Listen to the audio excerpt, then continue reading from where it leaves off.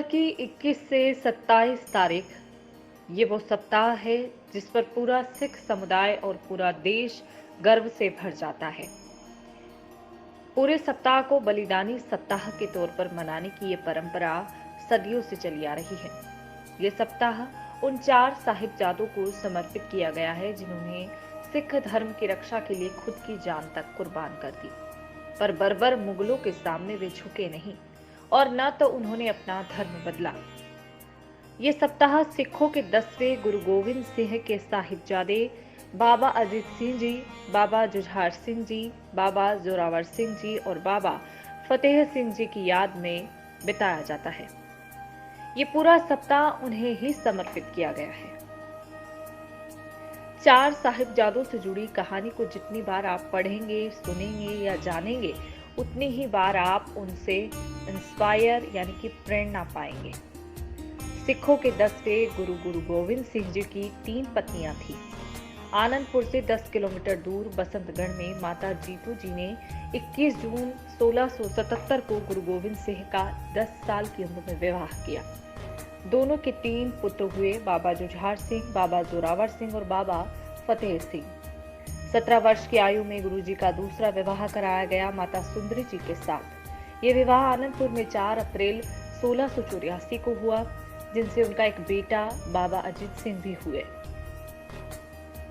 33 वर्ष की आयु में 15 अप्रैल 1700 को गुरुजी ने माता साहिब देवन से विवाह किया था। इस तरह से गुरु के 4 साहिबजादे हुए। शौर्य से भरी गाथा तब से शुरू होती है जब खालसा पंथ की स्थापना के लिए जाने के बाद मुगल शासकों सरहिंद के सूबेदार वजीर खान ने आक्रमण किया। इसके बाद साल 1704 में 20-21 दिसंबर को गुरु गोविंद सिंह जी ने मुगल सेना से युद्ध करने के लिए परिवार समेत श्री आनंदपुर साहिब का किला छोड़ दिया था। इसके बाद सरसा नदी पर गुरु जी का पूरा परिवार बिछड़ गया। 2 बड़े साहिबजादे तो गुरु पिता के साथ निकल गए और 2 छोटे साहिबजादे बाबा जोरावर सिंह और बाबा फतेह सिंह माता गुजरी जी के साथ चल पड़े। 2 छोटे साहिबजादे बाबा जोरावर सिंह और बाबा फतेह सिंह माता गुजरी जी के अकेले ही अपने रास्ते पर निकले थे। न तो उनके साथ कोई संबंधी था, न तो उनकी रक्षा के लिए कोई साथ में सैनिक था। परिवार के फिर से मिलने की उम्मीद दूर दूर तक कहीं नहीं थी। ऐसे हालात में भी पूरा परिवार आत्मविश्वास से भरा था। इस स्टोरी की कहानी में एक गद्दार नौकर का जिक्र भी होता है जिसका नाम गंगू था। वो एकाएक ही रास्ते में मिल माता गुजरी जी को मिला, जो कि एक वक्त पर गुरु महल की और सेवा किया करता था। उसने माता गुजरी को विश्राम के लिए विश्वास दिलाया, उनके बिछड़े परिवार से उन्हें मिलवाएगा। इसी विश्वास के साथ तीनों को वो अपने घर ले गया। गंगू के लालच ने सब कुछ तहस नहस करके रख दिया। कहते हैं कि गंगू ने धोखेबाजी करते हुए तुरंत वजीर खां को इस बारे में जानकारी दी। माता और 2 छोटे साहिबजादे उसी के घर रुके हैं। इस खबर के बदले वजीर खां ने उसे सोने की मोहरें भेंट की। फिर बिना देरी वजीर खां ने सैनिक माता और दोनों साहिबजादों को गिरफ्तार करवा ली। तब 7 साल के बाबा जोरावर सिंह और 5 साल की आयु के बाबा फतेह सिंह, खैर तीनों को ठंडे बुर्ज में गिरफ्तार करके रखा गया। बेरहमी इस कदर की कि ठंडे बुर्ज में तीनों को रखा गया, पर ठंड से बचने के लिए उन्हें कंबल या किसी कपड़े का टुकड़ा तक नहीं दिया गया। जरा सोचिए कि उस ठंड में उन नन्ही जान पर क्या क्या कहर बरपाया गया होगा। रात भर ठंड में ठिठुरन और सुबह होते ही दोनों साहिबजादों को वजीर खां के सामने पेश किया गया, जहां इन्हें इस्लाम कबूल करने के लिए कहा गया। कहा जाता है कि सभा में पहुंचते ही बिना किसी हिचक दोनों साहिबजादों ने डटकर और जोर जोर से जो बोले सोनिहाल सत श्री अकाल का जयकारा लगाया। ये देख सभा में बैठा हर कोई दंग रह गया, क्योंकि तब का ऐसा माहौल था कि वजीर खां की मौजूदगी में कोई ऐसी हिमाकत करने की सोच ही नहीं सकता था। लेकिन जैसी हिम्मत दोनों साहिबजादों ने दिखाई वो गौरवान्वित करने वाली थी। नन्ही जाने बिल्कुल नहीं डरी। सभा में मौजूद एक मुल्जिम ने दोनों साहिबजादों को कहा कि वे वजीर खां के सामने सर झुकाए और सलाम करें। इस पर जो जवाब उन नन्हे बालकों ने दिया वो किसी की हिम्मत को 100 गुना कर सकता है। दोनों ने सर ऊंचा किया और जवाब में कहा कि हम अकाल पुरख और अपने गुरु पिता के अलावा किसी और के आगे नहीं झुकते। ऐसा कर हम अपनी कुर्बानी को जाया नहीं होने दे सकते। हमने किसी के सामने सर को झुकाया है तो अपने दादा को क्या जवाब देंगे? धर्म के लिए जिन्होंने अपना सिर तक कलम करवा दिया पर झुके नहीं। भरी सभा में वजीर खान ने दोनों साहिबजादों को धमकी दी, तरह तरह से डराया, यहाँ तक कि प्यार से बहलाने की कोशिश भी की। दोनों इस्लाम कबूल कर लें पर वो कामयाब न हो सके। अपने धर्म से दोनों साहिबजादे एक पग भी पीछे नहीं डिगे। 3 दिन तक लगभग ऐसा ही चलता रहा। जब वजीर खान के पक्ष में बात बन नहीं पाई तो उसने क्रूरता का रास्ता अख्तियार किया और फिर जो हुआ वो दिल को दहलाने वाला था।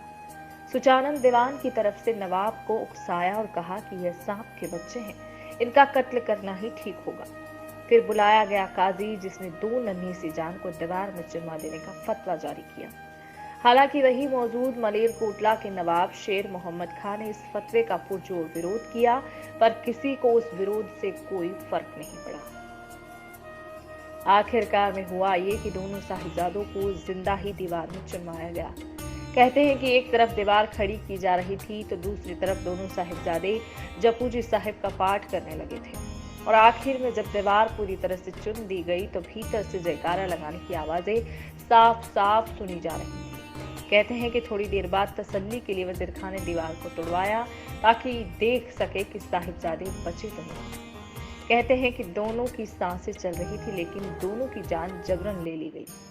उधर साहिबजादों की शहीदी के बारे में सुनते ही पहले तो माता गुजरी जी ने गर्व किया, फिर इस शहीदी के लिए अकाल पुरख को शुक्रिया कहा और अपने प्राण भी माता ने त्याग दिए।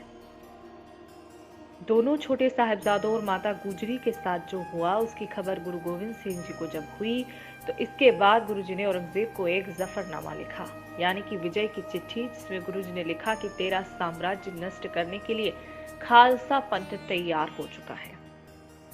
बाबा अजीत सिंह जी गुरु गोविंद सिंह जी के सबसे बड़े बेटे थे, जिन्होंने चमकौर के युद्ध में अद्भुत शौर्य का प्रदर्शन किया था। गुरुजी की नियुक्त किए गए 5 प्यारों ने बाबा अजीत सिंह को बहुत समझाया कि वे युद्ध में न जाए, वे सिख धर्म को आगे बढ़ाने वाले अगले शख्स हो सकते हैं, पर बाबा अजीत सिंह जी नहीं माने। आखिर में गुरुजी ने अपने बड़े साहिबजादे बाबा अजीत सिंह को खुद ही युद्ध लड़ने के लिए तैयार किया और उनके हाथों से शस्त्र उठाने के लिए उन्हें आगे बढ़ाया। फिर बाबा अजीत सिंह जी 5 सिखों के साथ किले से निकल गए। रणभूमि में जाते ही बाबा अजीत सिंह ने मुगल सेना को कांपने पर मजबूर कर दिया। आखिर में शौर्य के साथ लड़ते लड़ते वीर गति को वो प्राप्त हुए। वे शहीद जरूर हो गए, पर उससे पहले तक जब तक उनके भीतर जान रहती तब तक वो मुगल सेना पर कहर बरपाते रहे। दुश्मनों को यह अंदाजा हुआ कि बाबा अजीत सिंह के तीर खत्म होने लगे हैं, पर ये क्या? तभी बाबा अजीत सिंह ने तलवार निकालकर लड़ना शुरू कर दिया। उनकी वीरता से पूरी सिख फौज में जान आ गई और युद्ध सिखों के पक्ष में आने लगा। पर हुआ कुछ ऐसा कि लड़ते लड़ते बाबा अजीत सिंह की तलवार भी टूट गई। 17 साल की आयु में शहीदी को पाने वाले बाबा अजीत सिंह जी ने हमेशा से सबको प्रेरणा दी। आज भी उनकी गाथा आज जाने कितने लोगों को प्रेरणा दे रही है। पंजाब के मोहाली शहर का नाम रखा गया है साहिबजादा अजीत सिंह नगर। ये उन्हीं वीर बाबा अजीत सिंह के नाम पर रखा गया है। बाबा अजीत सिंह से छोटे जुझार सिंह जी थे, जिन्होंने बड़े भाई के शहीद होने के बाद सेना का नेतृत्व अपने हाथ में लिया और पूरे युद्ध में अतुलनीय वीरता को दिखाया। आखिर में वे शहीद हो गए। ये 4 साहिबजादों की बस कहानी नहीं है, ये गाथा है वीरता की और धर्म के प्रति समर्पण की, जो हमेशा के लिए लोगों को प्रेरणा देती है कि युद्ध में शहीदी को स्वीकारा, लेकिन अपने देश और धर्म के प्रति, अपने आदर्शों के प्रति सर को झुकने नहीं दिया, जिनका कतरा कतरा हमारी सांसों को एक नई ऊर्जा दे रहा है। फिलहाल आज के इस कार्यक्रम में इतना ही। बने रहे सिटीजन वॉइस के साथ। अगले कार्यक्रम में ऐसे ही वीर सपूतों की, भारत भूमि के योद्धाओं की महान इतिहास की गाथाओं को जानने के लिए। जय हिंद।